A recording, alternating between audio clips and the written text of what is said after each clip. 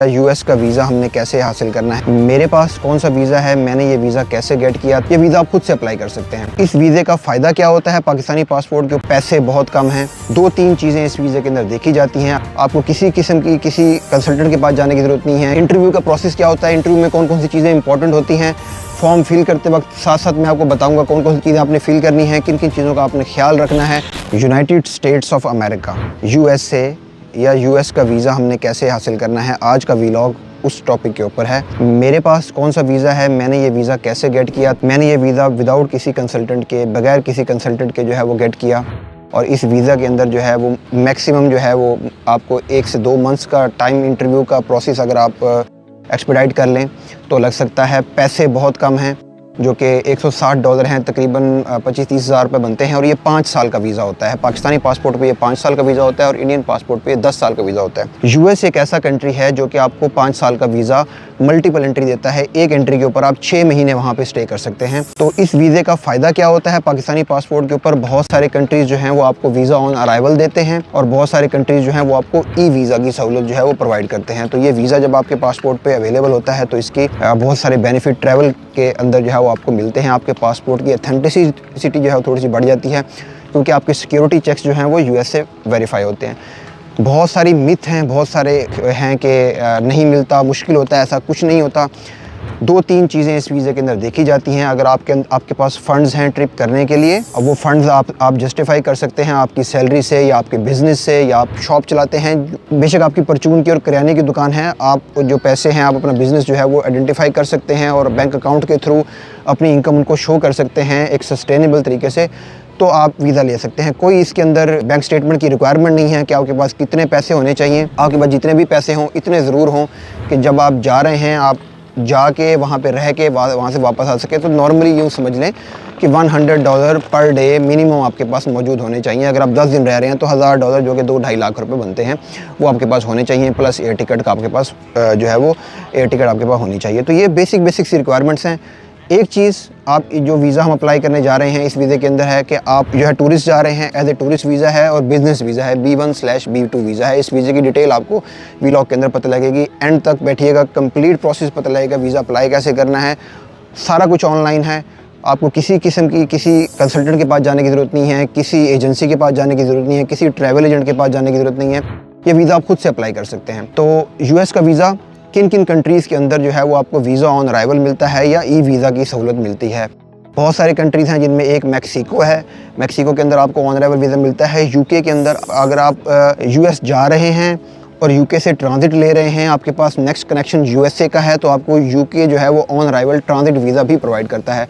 Saudi अरब जो है वो आपको 1 साल का मल्टीपल एंट्री विज़िट वीज़ा जो है वो देता है, अगर आपके पासपोर्ट के ऊपर यूएस का वीज़ा जो है वो लगा हुआ है। उसके अलावा जो टर्की है वो आपको वीज़ा देता है 15 मिनट के अंदर, 10 मिनट के अंदर आप ई वीज़ा गेट कर सकते हैं। टर्की किसी भी ट्रैवल कर सकते हैं। 30 डेज़ टर्की आपको स्टे करने का अलाउ करता है वहाँ पे विज़िट के लिए। तो अगर आपके पास वैलिड यूएस वीज़ा है तो आप टर्की जो है वो वीज़ा बड़ी इजीली गेट कर सकते हैं। उसमें आपको कोई बैंक स्टेटमेंट नहीं देनी, कोई होटल बुकिंग नहीं देनी, कोई आपने एयर टिकट्स नहीं देनी, जस्ट आपने वीज़ा अप्लाई करना है, वो भी कंप्लीट ऑनलाइन प्रोसेस है। इसी मेरे चैनल के ऊपर जो है टर्की वीज़ा की भी एक वीडियो अवेलेबल है, अगर आप वो देखना चाहते हैं वो जाके देखें कि किस तरह से टर्की का वीज़ा आप विदिन 10 मिनट्स जो है वो गेट कर सकते हैं यूएस वीज़ा के साथ। यूएस वीज़ा के होते हुए आपके पासपोर्ट की वैलिडिटी जो थोड़ी सी है, ऑथेंटिसिटी थोड़ी सी बढ़ जाती है, क्योंकि आपके सिक्योरिटी चेक्स जो है वो कंप्लीट हुए होते हैं, तो आपको फर्दर वीज़ा अप्लाई करने में भी आसानी होती है। तो गूगल कर लेंगे आपको पता लग जाएगा कितने कंट्रीज़ हैं जो कि ऑन अराइवल वीज़ा देते हैं या ई वीज़ा, यूएसए वीज़ा अगर आपके पास वैलिड वीज़ा है तो वो प्रोवाइड करते हैं।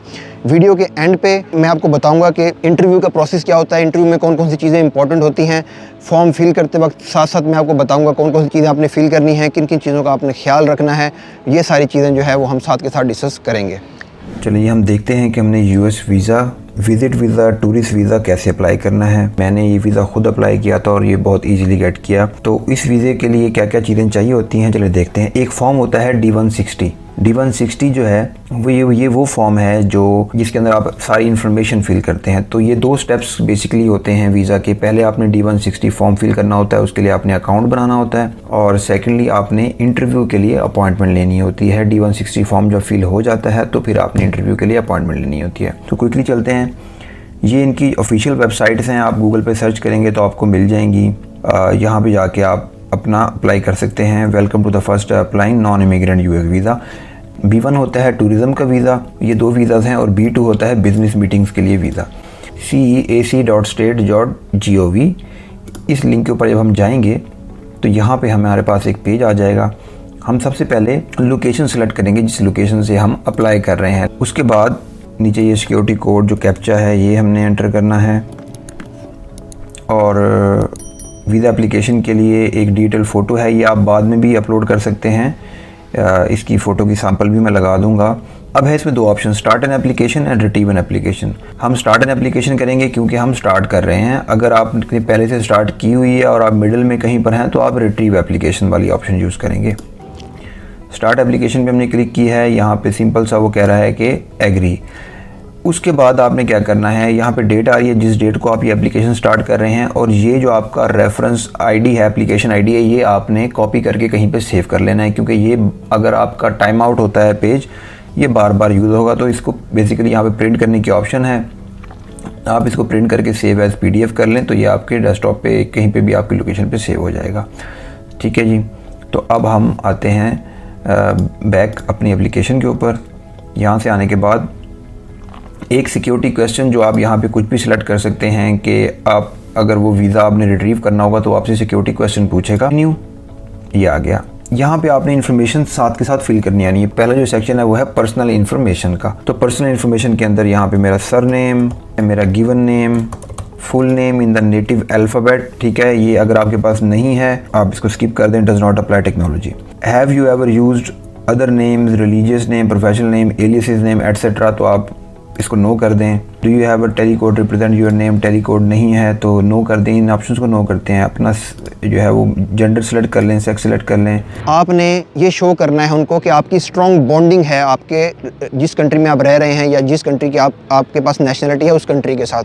अगर आपके कोई पेपर्स हैं प्रॉपर्टी के, अगर आपके पास जो है वो अगर आप मैरिड हैं तो अपना मैरिटल स्टेटस वहाँ पे डालें, ताकि उन्हें पता हो कि ये मैरिड है, इसके बीवी बच्चे हैं, इसने वापस आना है। आपकी प्रॉपर्टी है, प्रॉपर्टी एक बहुत बड़ा बॉन्ड होता है जो कि इन्हें पता होता है कि इसकी प्रॉपर्टी है तो ये वापस आएगा।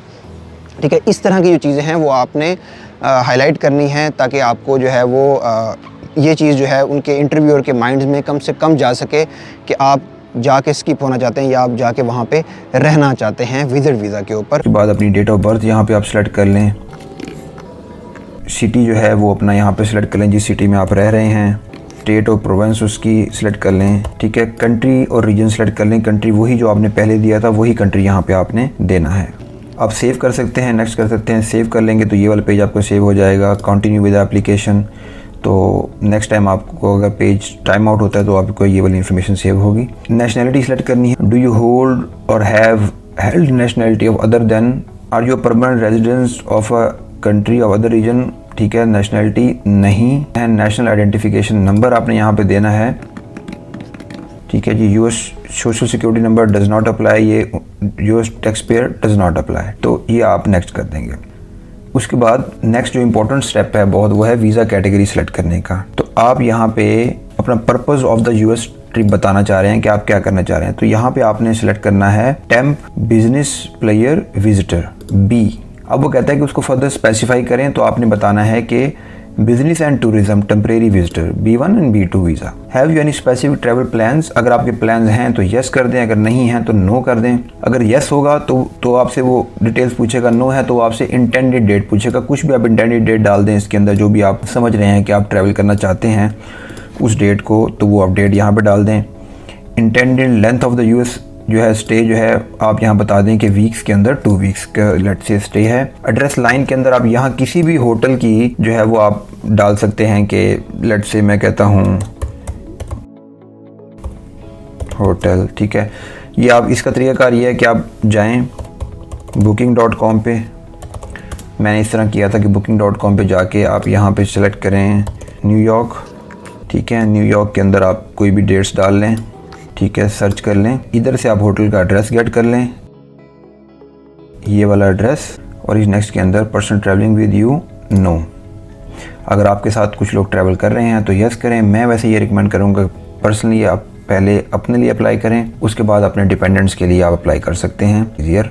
कभी आप यूएस में गए हैं? नो। अगर आप गए हैं तो लिखें yes.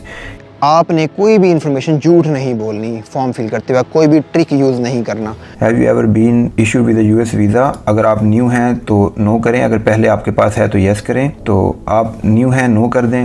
Have you ever been refer to the US visa or been refuse? अगर आपको रिफ्यूज़ किया गया है तो यस करें, अदरवाइज़ नो कर दें। हम इस वीडियो के अंदर न्यू एंट्री के लिए फोकस करेंगे कि एक नया बंदा जिसने अप्लाई करना है उसने कैसे करना है। Has filed an immigration petition on your behalf to United States citizenship? कभी आपने किया है इमिग्रेशन के लिए अप्लाई? नहीं। नेक्स्ट। अब आपने अपना घर का एड्रेस देना है, उसके बाद सिटी दे दें, state, province, postal code apply करता है तो ठीक है, नहीं अप्लाई करता तो आप इसको डज नॉट अप्लाई कर दें। Country, region, is the mailing address same?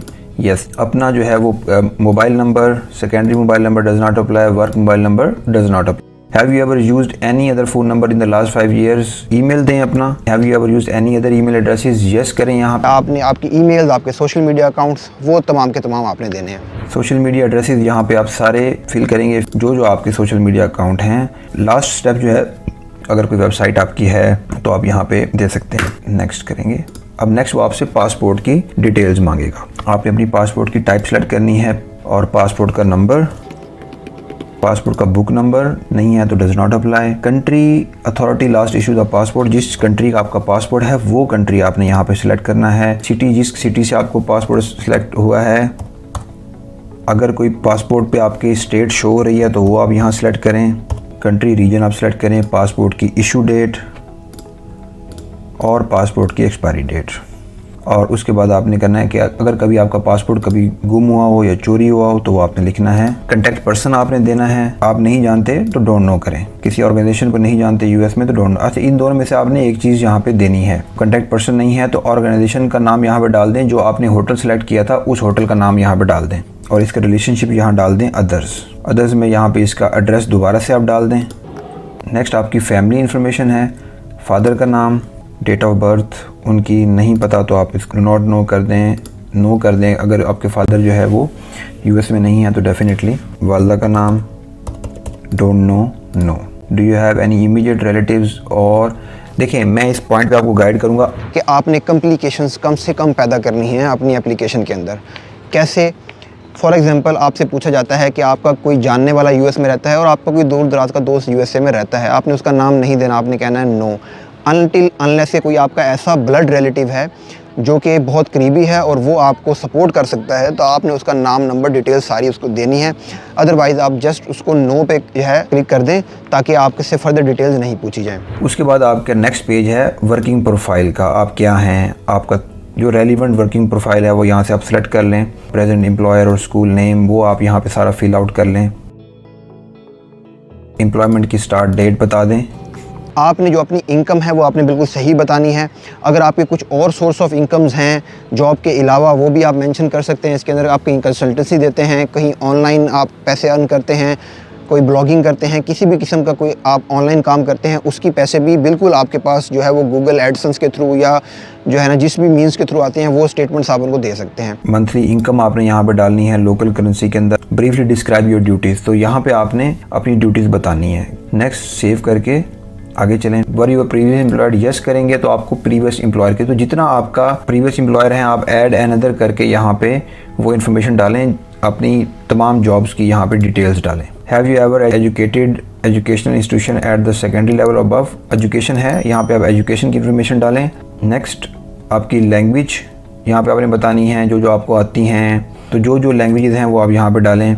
अब have you ever travel to any country region within last 5 years? अगर आप ट्रैवल कर चुके हैं तो आप यहाँ पे यस करेंगे और यहाँ पे नेम डालेंगे उन कंट्रीज़ के बारी बारी। Have you ever belong to contributor to work of any professional social media social and charity organization? तो ये सारी इन्फॉर्मेशन जो है यहाँ पे आप फिल करेंगे। मैं इसको नो कर देता हूँ। आप अपनी रेलिवेंट इन्फॉर्मेशन यहाँ पे फिल करेंगे। अगर आपने कभी मिलिट्री में सर्व किया है तो वो भी आप यहाँ पे बताएंगे। अगर आप गवर्नमेंट में रहे हैं, पार्लियामेंट में रहे हैं, वो आप यहाँ पे बताएंगे।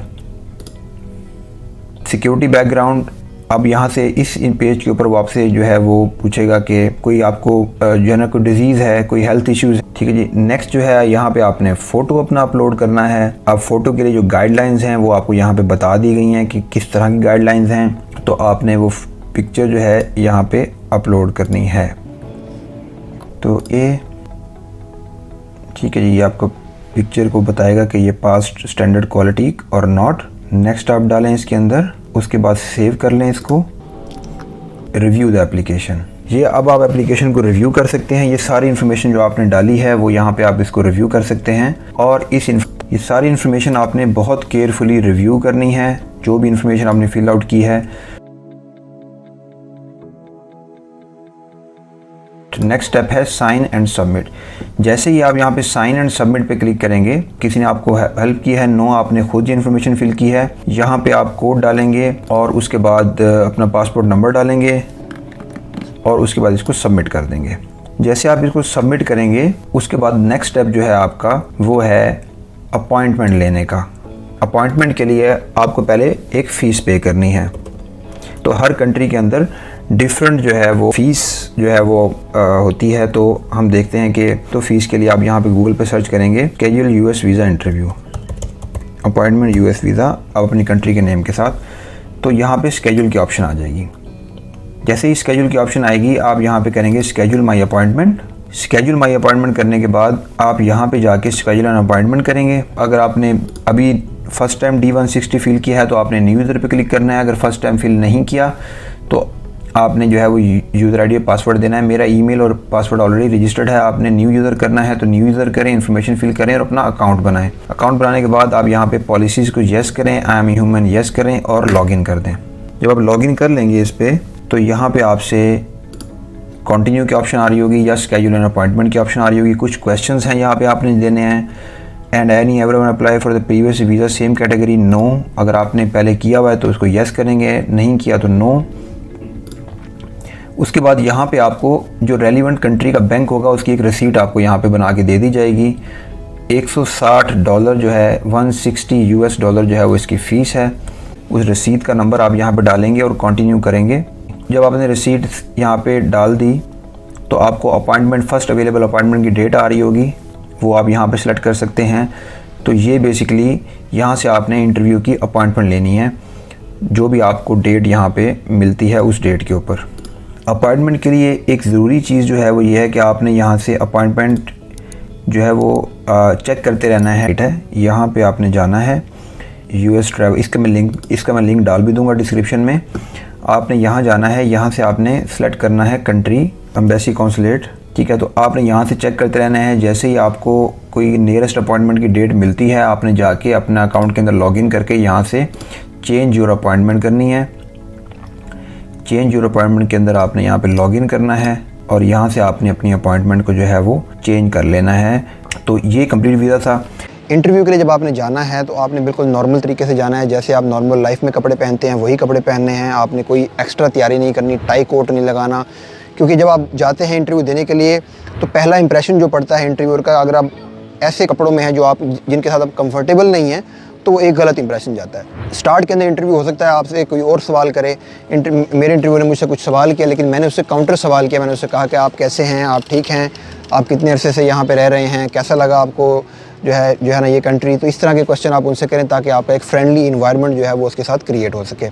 उसके बाद इंटरव्यूअर जो है वो बहुत सारे इंटरव्यूज़ ले रहा होता है डेली बेसिस के ऊपर, तो हो सकता है वो कुछ इन्फॉर्मेशन जो है वो आपसे पूछना भूल जाए या मिस कर जाए। आपने 3 चीज़ों की इन्फॉर्मेशन उसको खुद से देनी है तरीके से। मैं आपको भी एग्जांपल भी दूंगा। एक कि आपने उसको बताना है कि मेरे पास सफिशिएंट फंड्स हैं, जो कि वो आपसे लाजमी पूछेगा। दूसरी चीज़ वो आपसे पूछेगा कि जी आपका पर्पज़ ऑफ विज़िट क्या है, तो आप बताएंगे मैं विज़िट करने जा रहा हूँ, घूमने फिरने जा रहा हूँ। और आप उसके बाद आपके पास 4, 5, 7 जगहों के नाम होने चाहिए कि आप कहाँ जाना चाह रहे हैं, कैसे जाना चाह रहे हैं। तो वो आपके पास एक छोटा सा प्लान बना होना चाहिए। थर्ड चीज़ जो है वो आपने उसको ये इन्फॉर्मेशन पास ऑन करनी है कि मैंने वापस आना है और मेरे पीछे कुछ काम है। मुझसे इंटरव्यूअर ने क्वेश्चन किया कि आप US से जो है वो कितने दिन का स्टे करना चाहते हैं। तो इजी काम था, मैं उसे कहता कि मैं वहाँ पे 10 दिन या 15 दिन स्टे करना चाहता हूँ, और ये इस क्वेश्चन का जवाब था। लेकिन मैंने उसे क्या कहा, मैंने कहा मैं यूएस जा रहा हूँ, 15 दिन वहाँ पे स्टे करूँगा, उसके बाद मैंने वापस आना है। तो इस तरह से मैंने उसको इस क्वेश्चन के जवाब में ये बता दिया कि मैं जा रहा हूँ लेकिन मैंने वापस आना है, और वापस आके मैंने यहाँ पे ये काम करने हैं। तो उसको माइंड में मैंने ये डाला कि मैंने वापस आना है। तो इस तरह की इन्फॉर्मेशन जो है वो आपने गाये बगाए उनको पास ऑन करनी है। दूसरा, जब वो आपसे फैमिली के बारे में पूछेगा तो अपने फैमिली का भी बताना है उसको कि मेरे वालिदैन हैं, और मेरे अगर आप मैरिड हैं तो बीवी बच्चे हैं। वो सारी चीज़ें आपने उसको बतानी है, जिससे उसको ये पता लगेगा कि इसकी स्ट्रॉन्ग बॉन्डिंग है। जब वो आपसे पूछेगा कि आप अपनी सपोर्टिंग डॉक्यूमेंट्स बताएं, तो उसमें आपने कोई लैंड के पेपर हैं आपके पास, ज़मीन के पेपर हैं, वो आप उसको बता सकते हैं। आप साथ लेके जाएंगे तमाम जो भी अवेलेबल डॉक्यूमेंट्स हैं, आपके निकाह नामे, आपके बच्चों के बर्थ सर्टिफिकेट, आपके सैलरी स्लिप्स, आपकी बैंक स्टेटमेंट, आपके पास जो भी डॉक्यूमेंट्री एविडेंस है, आपके पास जो बात आप वहाँ पे करेंगे, आप उस तमाम चीज़ों को जो है वो कलेक्ट करके साथ लेके जाएं। हो सकता है वो आपसे पूछे, हो सकता है वो आपसे ना पूछे। तो ये कुछ चीज़ें हैं इंटरव्यू के अंदर, आपने इस चीज़ का ख्याल रखना है। आपका इंटरव्यू हार्डली 3 से 5 मिनट का होगा, इससे ज़्यादा का इंटरव्यू नहीं होगा। लैंग्वेज जो है, जो अगर आपको इंग्लिश नहीं आती तो आप उर्दू सेलेक्ट करें, ताकि वो उर्दू लैंग्वेज के लिए ट्रांसलेटर जो है वो वहाँ पे आपके लिए बुलवा के रखें। अगर आपको इंग्लिश आती है, कॉन्फिडेंस नहीं है, तो मैं ये रिकमेंड करूँगा कि आप इंग्लिश में ख़ुद उनके साथ जो है वो बात करें, जो कि एक अच्छा इंप्रेशन क्रिएट होता है आपका, एक अच्छे तरीके से आप कम्युनिकेट कर सकते हैं। तो ये छोटी छोटी चीज़ें हैं जिनका आपने इंटरव्यू में ख्याल रखना है। और उसके बाद इंशाल्लाह ताला आपको वीज़ा मिलेगा यूएस का। यूएसए में ट्रैवल कैसे करना है आपने, टर्की में कैसे ट्रैवल करना है, डिफरेंट कंट्रीज़ में कैसे जाना है, सस्ती एयर टिकट्स कैसे ढूंढनी है, सस्ते होटल्स कैसे ढूंढने हैं, आपने जो है वो सस्ता कम्यूट किस तरह से करना है, ये तमाम चीज़ें अगर आप जानना चाहते हैं तो चैनल को सब्सक्राइब कर लें। इन तमाम चीज़ों के ऊपर मैं नेक्स्ट वीडियोस बनाऊंगा, और हर कंट्री के ऊपर जहाँ मैं ट्रैवल करूँगा वहाँ की वीडियोस मैं आप लोगों के साथ शेयर करूँगा, और ये वाली इन्फॉर्मेशन आप लोगों के साथ शेयर करूँगा। तो ये इन्फॉर्मेशन जो है अगर आप जानना चाहते हैं तो चैनल को सब्सक्राइब ज़रूर कर लें।